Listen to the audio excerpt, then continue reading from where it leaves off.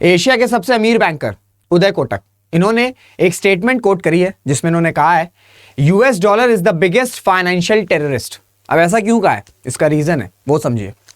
अगर हम इंडिया के फॉरेक्स रिजर्व की बात करें तो उसमें ज्यादातर जो अमाउंट है वो डॉलर में है, और कल को सपोज करिए कि यूएसए जो है वो भारत से नाराज हो जाता है, तो क्या हो सकता है कि जो यूएसए है वो फॉरेक्स रिजर्व जो भारत का है जिसमें डॉलर के जो अमाउंट है उनको फ्रीज कर सकता है या सीज कर सकता है, जैसा कि उसने रशिया के साथ किया था ड्यूरिंग यूक्रेन वॉर। तो इस वजह से एक फाइनेंशियल टेररिज्म की तरह जो है वो यूएस डॉलर इस्तेमाल हो सकता है।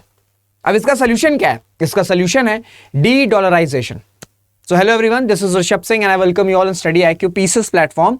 और आज की वीडियो में हम क्या डिस्कस करेंगे? आज की वीडियो में डिस्कस करेंगे कि किस तरीके से जो डी डॉलराइजेशन है इसके लिए बहुत सी कंट्रियां, स्पेशली आपका चाइना और रशिया और कुछ हद तक इंडिया भी डी डॉलराइजेशन की बात कर रहा है। अब डी डॉलराइजेशन जो है ये किस वजह से बोला जा रहा है? क्योंकि अगर हम यूएस गवर्नमेंट की बात करें तो वो यूएस डॉलर को एज अ वेपन, ठीक है, वेपनाइजेशन किया जा रहा है यूएस डॉलर का for the larger geopolitical interest. तो इसी वजह से कई ऐसे देश, स्पेशली आपका रशिया और चाइना और कुछ हद तक इंडिया भी डी डॉलराइजेशन की रेस में आगे बढ़ चुके हैं। अब आज की वीडियो में देखेंगे कि डी डॉलराइजेशन है क्या। आपसे ये प्रीलिम्स में डायरेक्टली पूछा जा सकता है कि explain the term dedollarisation, और 4 ऑप्शंस आ सकते हैं, तो प्रीलिम्स के लिए भी इंपॉर्टेंट है। इसमें फिर हम देखेंगे कि डी डॉलराइजेशन क्या है, किस वजह से जो यूएस डॉलर है, काफी लोगों के मन में सवाल रहता है कि जो यूएस डॉलर है, जो यूएस की करेंसी है, वो इतनी ज्यादा स्ट्रॉन्ग क्यों है और क्यों all over the world US dollar में ही ट्रेड की जाती है, तो इसको समझेंगे। और साथ ही साथ ये भी हम देखेंगे कि क्या भारत की जो करेंसी है यानी कि इंडियन रुपीस, क्या वो डॉलर को रिप्लेस कर सकता है आने वाले समय में। तो ये सारी चीजें जो है वो आज के वीडियो में हम समझने की कोशिश करेंगे। इट्स वेरी इंपॉर्टेंट, प्री के लिए भी, मेंस के लिए भी। तो यही बोलूंगा कि एंड तक इस वीडियो में बने रहना। तो इस वीडियो में डिटेलिंग में घुसने से पहले एक इन्फॉर्मेशन आपको दूंगा कि स्टडी IQ ने अपना प्रीलिम्स टू इंटरव्यू बैच जो है वो लॉन्च कर दिया फॉर 2024 यूपीएससी प्लस यूपीपीएससी। आप स्टडी IQ के वेबसाइट पे जाके एनरोल कर सकते हैं। इसमें आपको प्रीलिम्स, मेंस, इंटरव्यू तीनों की तैयारी एक ही जगह कराई जाएगी। कोई सेपरेट कोर्स आपको नहीं लेना है। अगर आपने PTOI का बैच ले लिया है तो आपकी होलिस्टिक तैयारी करवाई जाएगी इसी में। तो अगर आपने मन बना लिया है कि आपको 2024 का अटेम्प्ट देना है तो आप स्टडी IQ की वेबसाइट पे इस कोर्स में एनरोल हो सकते हैं। गलती से ये प्राइस मत पे कर देना, मेरा कोड लगाना। मेरा कोड है RS Live। जैसे आप मेरा कोड इंटर करोगे you will be able to purchase P2I batch on a discounted price and the price is 3299। तो ये छोटी सी इंफॉर्मेशन देनी थी। इस कोर्स की पूरी डिटेलिंग मैं towards the end of the video और डिटेल आपको बता दूंगा, तो आपको और क्लैरिटी हो जाएगी। चलिए फिर वीडियो में आगे बढ़ते हैं। अब डी डॉलराइजेशन टर्म क्या है, ठीक है? अगर हम डी डॉलराइजेशन को देखें तो वो ये है, it refers to the replacement of the US dollar by other currencies as the global reserve currency. यानी कि अगर हम ट्रेड की बात करें, इंटरनेशनल ट्रेड की बात करें, इंटरनेशनल ट्रेड की बात करें तो ज्यादातर आप लोगों को पता होगा कि ये जो ट्रेड है ये किस में होता है? ये होता है आपका डॉलर में, ठीक है, डॉलर में होता है। अब यूएस क्या कर रहा है? यूएसए क्या कर रहा है कि यूएसए इस यूएस डॉलर को वेपनाइज कर रहा है। पूछोगे कैसे वेपनाइज कर रहा है? वेपनाइज इस तरीके से कर रहा है कि आपने सुना होगा कि जो यूएसए है वो कई बार कई देशों पे यूनिलैटरली सैंक्शंस इंपोज कर देता है। यूनिलैटरली मतलब अपने मन से ही, अपनी साइड से ही सैंक्शंस जो है वो इंपोज कर देता है। लोगों के मन में सवाल उठता है कि जो यूएसए वो क्यों, किस वजह से जो सैंक्शंस है वो यूनिलैटरली इंपोज करता है। उसका रीजन ये है कि अगर हम ग्लोबल ट्रेड की बात करें तो उसमें ज्यादातर जो करेंसी है वो क्या है? वो डॉलर है। तो अगर डॉलर ही ज्यादातर इंटरनेशनल ट्रेड में इस्तेमाल किया जा रहा है तो ऑब्वियस सी बात है, अगर यूएसए किसी कंट्री पे सैंक्शंस लगाएगा तो ऑब्वियस सी बात है उनके ट्रेड पे असर पड़ेगा, उनकी इकोनॉमी पे असर पड़ेगा, जैसा कि अभी रशिया यूक्रेन वॉर में हो रहा है। यूएसए का टारगेट यही है कि यूक्रेन वॉर के दौरान रशिया की इकोनॉमी पूरी तरीके से डिस्ट्रॉयड हो जाए, वो कैसे होगी? वो होगी ज्यादा से ज्यादा सैंक्शंस लगाने पे। अगर ज्यादा से ज्यादा सैंक्शंस लगेंगे तो रशिया इंटरनेशनल मार्केट में ट्रेड नहीं कर पाएगा, और जब ट्रेड नहीं कर पाएगा, एक्सपोर्ट्स नहीं कर पाएगा, इंपोर्ट्स नहीं कर पाएगा, तो ऑब्वियस सी बात है उनकी इकोनॉमी जो है उस पर एक बड़ा इफेक्ट या बड़ा इंपैक्ट पड़ेगा। तो इसी वजह से जो यूएसए वो क्या कर रहा है कि यूनिलैटरली सैंक्शंस लगाता है। सिर्फ रशिया ही नहीं, नॉर्थ कोरिया पे सैंक्शंस लगे, ईरान पे सैंक्शन लगे। आपने देखा होगा कि ईरान और इंडिया के बीच में ये बातें चल रही हैं कि जो ट्रेड एक्सपोर्ट है, जो क्रूड ऑयल का एक्सपोर्ट है, वो डॉलर की बजाय लोकल करेंसी में यानी कि इंडियन रुपी में किया जा सकता है। क्यों? क्योंकि सैंक्शंस लगे, ईरान पे सैंक्शंस लगे, और अब ईरान पे सैंक्शंस लगे और ईरान का जो क्रूड ऑयल है वो इंटरनेशनल मार्केट में नहीं आ पा रहा है, इंटरनेशनल मार्केट में अवेलेबल नहीं है वो। तो इस वजह से जो क्रूड ऑयल है इंटरनेशनली उनके प्राइसेस बढ़ रहे हैं, क्योंकि अगर सप्लाई कम होगी और डिमांड ज्यादा होगा तो ऑब्वियसली बात है सप्लाई कम होने की वजह से उस पर्टिकुलर प्रोडक्ट के प्राइसेस बढ़ेंगे। ये बेसिक रूल ऑफ इकोनॉमिक्स है। तो इसी वजह से यूएसए जो है वो इस डॉलर का, ठीक है, डॉलर को वेपनाइज की तरीके से यूज कर रहा है फॉर लार्जर जियोपॉलिटिकल इंटरेस्ट। तो इसी वजह से जो यूएसए है, इसी वजह से जो और कंट्री है, स्पेशली आपका चाइना और रशिया, ये डॉलर को रिप्लेस करने की बात कर रहे हैं। और इसमें कुछ हद तक इंडिया भी है, क्योंकि अगर हम इंडिया की बात करें तो इंडिया और रशिया के हिस्टोरिकल टाइज हैं, और अगर रशिया पे सैंक्शंस लगे हैं तो इसका इफेक्ट जो है वो इंडिया पे पड़ेगा। इंडिया के ईरान से भी बहुत अच्छे रिलेशंस हैं, तो अगर ईरान से हम ट्रेड नहीं कर पा रहे हैं, एक्सपोर्ट नहीं कर पा रहे हैं, उनके हम कच्चा तेल को एक्सपोर्ट नहीं कर पा रहे हैं, तो ऑब्वियसली बात है इंडिया पे भी इंपैक्ट पड़ेगा। तो इसी वजह से चाइना, रशिया और कुछ हद तक इंडिया भी डी डॉलराइजेशन के फेवर में है। तो डी डॉलराइजेशन क्या है और किस वजह से जो यूएसए है वो यूनिलैटरली सैंक्शंस लगा देता है। अब आई होप आप लोगों को क्लियर हो गया होगा। अब थोड़ा सा हम ये समझते हैं कि किस तरीके से ये डॉलर की डोमिनेंस है, इसकी शुरुआत कैसे हुई। क्योंकि अगर किसी भी चीज को आपको समझना है ना, प्रेजेंट टाइम में किसी भी चीज को आपको समझना है तो आपको पास्ट में जाना होगा, ठीक है, आपको पास्ट में जाना होगा। तो हम थोड़ा सा 20th सेंचुरी की तरफ चलते हैं और देखते हैं कि कैसे डॉलर की डोमिनेंस इतनी ज्यादा बढ़ गई। अगर हम 1920s की बात करें, ठीक है, 1920s की बात करें तो इस वक्त आपका जो पाउंड है, ठीक है, जो यूके की करेंसी उसका डोमिनेंस था। पर जैसे ही फर्स्ट वर्ल्ड वॉर खत्म हुआ, ठीक है, फर्स्ट वर्ल्ड वॉर के बाद से यूके की जो इकोनॉमी है वो काफी ज्यादा इंपैक्ट हुआ था फर्स्ट वर्ल्ड वॉर का। उसके बाद से ही डॉलर जो है उसका राइज होने लग गया था। साथ ही साथ यूनाइटेड स्टेट्स में आपके गोल्ड इनफ्लोज बहुत ज्यादा होने लग गए थे, ठीक है, गोल्ड इनफ्लोज होने लग गए थे। तो इस वजह से 1920 यानी कि फर्स्ट वर्ल्ड वॉर के बाद से जो डॉलर है वो शक्तिशाली होता चला गया। और फिर सेकेंड वर्ल्ड वॉर में जब यूएसए ने अल्टीमेटली सेकेंड वर्ल्ड वॉर को खत्म करवाया एटॉमिक बॉम्बिंग करा के, उसके बाद से क्या हो गया कि ब्रेटन वुड एग्रीमेंट हुआ, ठीक है, ब्रेटन वुड एग्रीमेंट में क्या होता, ब्रेटन वुड एग्रीमेंट्स में आपका आईएमएफ और वर्ल्ड बैंक, ठीक है, एस्टैब्लिश हुए थे। ये भी आपसे प्रीलिम्स में पूछा जा सकता है, स्पेशली आपका यूपीपीसीएस के प्रीलिम्स में, कि Brayton would agreements related with या तो आईएमएफ आ जाएगा या वर्ल्ड बैंक आ जाएगा, या दोनों ही आ जाएंगे। तो ये दोनों ही आंसर करेक्ट हैं, आईएमएफ एंड वर्ल्ड बैंक। तो जब ब्रेटन वुड्स कॉन्फ्रेंस हुआ या एग्रीमेंट हुआ, इसमें इन दोनों संस्थाओं ने ये मान लिया कि डॉलर जो है वो इंटरनेशनल या ग्लोबल रिजर्व करेंसी की तरह देखा जाएगा। फिर 1971 तक आते आते फुल कन्वर्टिबिलिटी हो गई, ठीक है, फुल कन्वर्टिबिलिटी हो गई यूएस डॉलर की गोल्ड में। इससे पहले क्या था कि पार्शियल कन्वर्टिबिलिटी थी। पर 1971 तक आते आते प्रेसिडेंट निक्सन ने क्या किया कि इन्होंने डायरेक्ट कन्वर्टिबिलिटी करा दी आपकी यूएस डॉलर को इनटू गोल्ड। उसके बाद 1960s 1970s आते आते जो है वो जो डॉलर है वो पूरी तरीके से स्ट्रांग हो गया। अब डी डॉलराइजेशन की बात कब से स्टार्ट हुई है? देखो, डी डॉलराइजेशन की बात स्टार्ट हुई थी 2014 से, ठीक है। 2014 में क्या हुआ था, उससे पहले भी बात की जा रही थी, पर 2014 में क्या हुआ, 2014 में रशिया ने क्रीमिया को एनेक्स किया। क्रीमिया जो आपकी यूक्रेन की टेरिटरी थी उस वक्त, रशिया ने क्रीमिया को एनेक्स किया। और जैसे ही क्रीमिया को एनेक्स किया, रशिया पे काफी ज्यादा सैंक्शंस जो हैं वो यूएस के द्वारा इंपोज किए गए। तो इसके बाद से ही ये डी डॉलराइजेशन की जो रेस है ये थोड़ी सी तेज हुई। और जब रशिया यूक्रेन का वॉर स्टार्ट हुआ, यानी कि 2022 में स्टार्ट हुआ था, उसके बाद से ये जो डी डॉलराइजेशन है वो उसकी जो बात है, उसकी जो पेस है वो और ज्यादा तेज हो गई चाइना और रशिया के द्वारा। उसमें कुछ हद तक इंडिया का भी रोल है।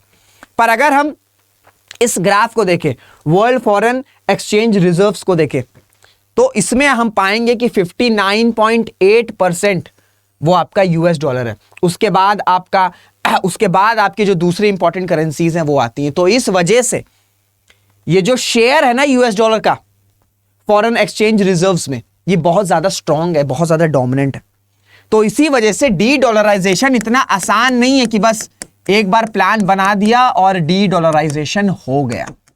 डी डॉलराइजेशन इतना आसान नहीं है, यानी कि यूएस की करेंसी को रिप्लेस करना इतना आसान नहीं है। अब इसका एग्जांपल ये देखो, इसका एग्जांपल ये है कि जब रशिया पे सैंक्शंस लगे यूक्रेन वॉर के दौरान, तो रशिया और इंडिया ये डिसाइड हुआ कि हमें यूएस सैंक्शंस को बाईपास करना है, तो इसकी वजह से इंडियन रुपी में ट्रेड किया जाएगा,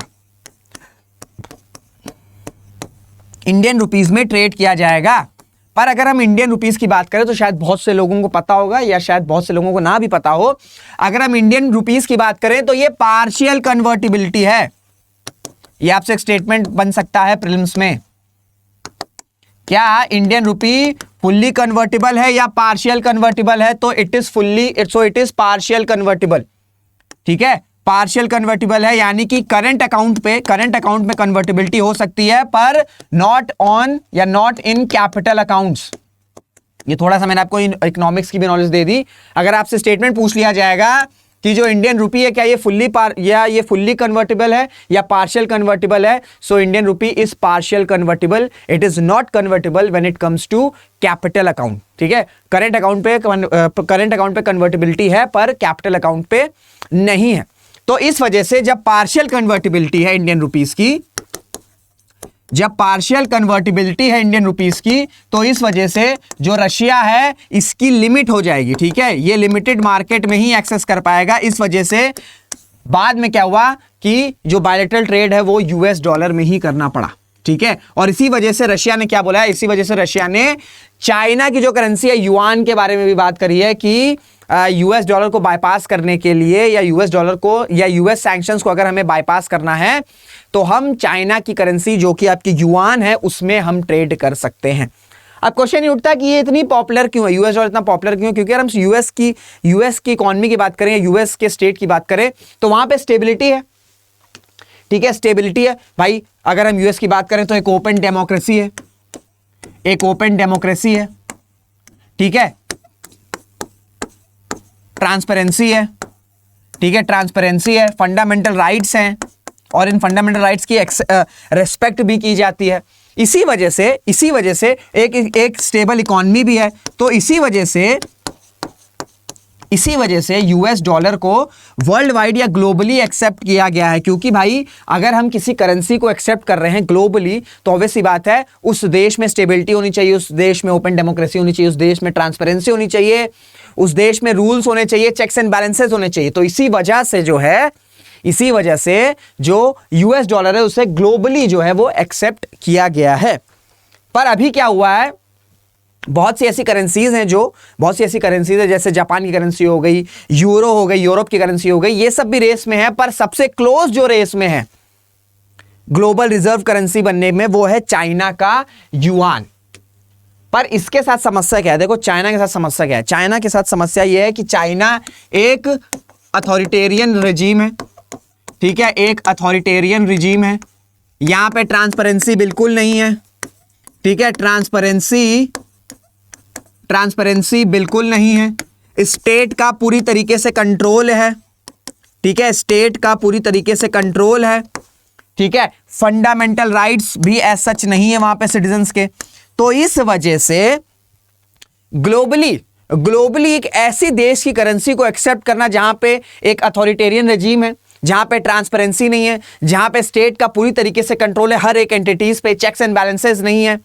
ठीक है, सिंगल पार्टी डोमिनेंस है, फंडामेंटल राइट्स नहीं है वहां के सिटीजन्स की। अगर प्रोटेस्ट करते हैं तो आपने देखा होगा कि कोविड के टाइम में किस तरीके से लोगों को जबरदस्ती घर में बंद किया गया था। लॉकडाउन भारत में भी लगा था, पर ऐसा सिस्टम नहीं था कि भाई घर के दरवाजे के बाहर लोहे लगा दिए जा रहे हैं, लोग भूखे मर रहे हैं पर घर से बाहर नहीं निकलने दिया जा रहा है। ऐसा लॉकडाउन कहीं नहीं लगा था, ऐसा लॉकडाउन सिर्फ चाइना में लगा था। और ऐसा क्यों कर पाया था चाइना? क्योंकि चाइना की जो रेजिम है, चाइना की जो सरकार है वो अथॉरिटेरियन है।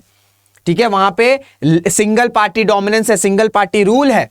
तो इसी वजह से चाइना का जो युआन है, भले ही चाइना इकोनॉमिकल टर्म में काफी ज्यादा राइज कर रहा है, पर युआन को युआन को ग्लोबल रिजर्व करेंसी बनने में ये जो सारी चीजें हैं ये एक इंपॉर्टेंट अड़चन है और यहीं पे भारत की एंट्री होती है। यहीं पे भारत की एंट्री होती है। अगर भारत अपनी इकोनॉमी पे, ठीक है, आने वाले 5 से 10 सालों में, 5 से 10 सालों में अगर Indian economy double digit growth में, ठीक है, डबल डिजिट ग्रोथ परफॉर्म करती है या अचीव करती है, तो पूरे चांसेस हैं कि इंडिया के पास भी एक अपॉर्चुनिटी रहेगी कि इंडिया भी पिच कर सकता है फॉर ग्लोबल रिजर्व करेंसी। क्योंकि चाइना में जहां दिक्कतें हैं वहां इंडिया की अगर बात करें तो यहां पे भैया ओपन डेमोक्रेसी है, ठीक है, इंडिया में ओपन डेमोक्रेसी है, ट्रांसपेरेंसी है, ठीक है, ट्रांसपेरेंसी है, फंडामेंटल राइट्स है, ठीक है, चेक्स एंड बैलेंसेस है। तो हर एक वो चीज है भारत में जिससे जो रुपी है, जो इंडियन रुपी है, वो ग्लोबल रिजर्व करेंसी बन सकता है और आने वाले समय में यूएस डॉलर को रिप्लेस कर सकता है। क्योंकि अगर हम 1 से 2 डेकेड आगे की बात करें तो पूरे चांसेस हैं, ये एस्टिमेटेड भी है, ये कहा गया है, कई रिपोर्ट्स में मेंशन है, अब होगा कि नहीं होगा ये तो किसी को नहीं पता है, पर ये भी है, ये कोटेड है, एस्टिमेटेड है कई सारी एजेंसीज के द्वारा, कई सारे इंटरनेशनल ऑर्गेनाइजेशंस के द्वारा, कि कुछ डेकेड्स में इंडिया जो है यूएस को रिप्लेस कर देगा इन टर्म्स ऑफ इकोनॉमी, और फर्स्ट पे चाइना रहेगा, सेकंड पे इंडिया रहेगा। तो इसी वजह से आने वाले दशकों में अगर डी डॉलराइजेशन की तरफ बढ़ना है तो डी डॉलराइजेशन में एक इंपॉर्टेंट रोल प्ले कर सकता है इंडिया, और इंडिया की currency that is Indian rupee. पर उसके लिए क्या करना होगा? उसके लिए इंडियन इकोनॉमी को अगले 5 से 10 साल जो ग्रोथ है उसमें बहुत अच्छा परफॉर्म करना होगा। क्योंकि अगर भारत को विश्व गुरु बनना है तो भारत को विश्व गुरु बनने का रास्ता जाएगा इंडियन इकोनॉमी से। यानी कि अगर उनकी इकोनॉमी स्ट्रांग रहेगी, हमारी इकोनॉमी स्ट्रांग रहेगी, भारत की इकोनॉमी अगर ग्रो करेगी तो विश्व गुरु बनने से भारत को कोई रोक नहीं सकता है। और अगर भारत विश्व गुरु बनेगा तो ये जो ग्लोबल रिजर्व करेंसी है, या जो अभी यूएस का जो डोमिनेंस चल रहा है, जिसे यूएस की जो सरकार है वो यूएस डॉलर को वेपनाइज कर रही है, ये काफी हद तक जो है कम हो सकता है। पर कंडीशन यही है कि इंडियन इकोनॉमी को ग्रोथ साइकिल जो है इसमें कम से कम डबल डिजिट में तो परफॉर्म करना ही होगा, अचीव करना ही होगा। अब एंड में मैं आपसे पूछूंगा कि आपको क्या लगता है आने वाले दशकों में, आने वाले समय में क्या इंडियन रुपी जो है वो यूएस डॉलर को रिप्लेस कर सकता है और ग्लोबल रिजर्व करेंसी की रेस में आगे बढ़ सकता है? अपने कमेंट्स में अपनी राय जरूर बताइएगा। मैं जेन्युइनली जानना चाहता हूं कि आपकी क्या थिंकिंग है, आपके क्या थॉट्स हैं इन सभी पे। तो ये पूरा टॉपिक था, उम्मीद करता हूं आपको सारी चीजें समझ में आई होगी। मैंने हर एक चीज समझाने की कोशिश करी, साथ ही में आपको कुछ इकोनॉमिक्स के टर्म्स भी समझाए हैं और ये भी बताया कि प्रिलिम्स में भी वो पूछे जा सकते हैं, तो उसको भी ध्यान रखना। अगर मिस कर दिए तो उसको वापस से जाके या तो स्क्रीनशॉट लेना या नोट डाउन कर लेना। मैं बहुत ज़्यादा चीज़ें लिखता नहीं हूँ, मैं बोलने में ज़्यादा प्रेफर करता हूँ। तो उम्मीद करता हूँ आपको सारी चीज़ें समझ में आई होंगी। अगर डाउट है तो आप अपने डाउट जो है वो कमेंट में अपने डाउट्स को पिन डाउन कर सकते हो। अब एंड में आपको इन्फॉर्मेशन दूंगा कि जैसे मैं आपको बताया था स्टार्टिंग में कि प्रीलिम्स टू इंटरव्यू बैच जो है फॉर 2024 ये लॉन्च हो गया है। 2 इयर्स का प्रोग्राम है। इसमें एक सबसे अच्छी चीज़ ये है कि आपको इस बैच में इसके अलावा कुछ और कहीं नहीं लेना। अगर आपने P2I का बैच ज्वाइन कर लिया है तो ऐसा नहीं होगा कि प्रीलिम्स के बाद आपको मेंस का कोई क्रैश कोर्स में एनरोल होना है, नहीं। सारी चीज़ A to Z right from prelims to interview सारी चीज़ें आपको यहाँ पे मिल जाएंगी। और तो और एक और कंडीशन है कि अगर आप यूपीएससी का, जितने भी एस्पिरेंट्स हैं जो यूपीएससी का प्रीलिम्स निकाल रहे हैं, वो मेंस रेसिडेंशियल प्रोग्राम में एनरोल कर सकते हैं या एनरोल हो सकते हैं। और वहाँ पे उनको रहने का, खाने का, सब कुछ जो है सारी चीज़ें, सारी फैसिलिटीज़ प्रोवाइड की जाएगी। साथ ही साथ मेंटोर्स, एजुकेटर से कनेक्ट, बातचीत भी होगी। तो अगर आपने मन बना लिया कि आपको 2024 का यूपीएससी का अटेम्प्ट देना है तो it's a very good course, ठीक है। प्रीलिम्स टू इंटरव्यू बैच, इसकी क्लासेस 5 मई से शाम को 6 बजे स्टार्ट हो रही हैं। तो आप स्टडी IQ की वेबसाइट पे या ऐप पे जाके परचेस कर सकते हो। गलती से ये प्राइस मत पे कर देना, ठीक है, जो प्राइस लिखी हुई है। बस आपको क्या करना है, आपको मेरा कोड लगाना है। मेरा कोड है RS Live। जैसे ही आप मेरा कोड इंटर करोगे आपको ये पूरा P2I batch for 2024 with 2 years programme आपको डिस्काउंटेड प्राइस में मिल जाएगा। And the discounted price is 3299। So ये छोटी सी इन्फॉर्मेशन देनी थी। मुलाकात करेंगे आपसे अगले वीडियो में। तब तक अपना ध्यान रखिएगा, मेहनत करते रहिएगा, खुश रहिएगा। जय हिंद, जय भारत।